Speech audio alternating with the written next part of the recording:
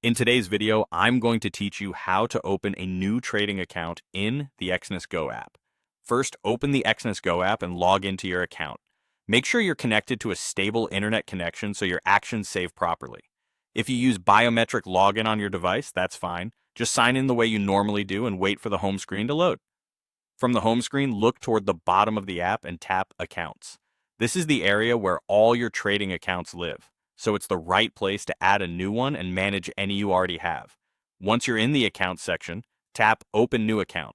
This button starts a quick guided setup, and you can always back up a step if you want to recheck a choice before finishing. You'll be asked whether you want a demo or a real account. A demo account is ideal for practicing strategies with virtual funds, no risk, just learning and testing. A real account uses your actual money and connects you to the live market.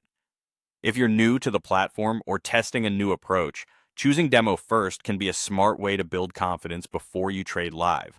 Next, choose the account type that fits your style. Standard accounts are a solid all-round choice with straightforward spreads and no commissions, good for most traders.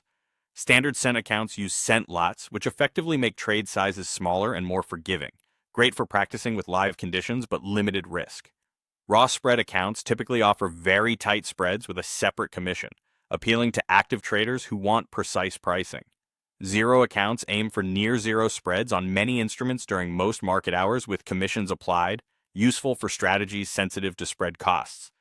Think about your strategy and cost preferences here. The right type can make your trading more comfortable and consistent. Finally, pick your preferred currency such as USD, EUR, or GBP. This sets your account's base currency, which is how your balance, deposits, and withdrawals are shown. It's helpful to choose the currency you plan to fund with most often to minimize conversion fees. If you regularly operate in one currency, aligning your account with it keeps things simpler. After you confirm your selections, your new account will appear in the Accounts tab.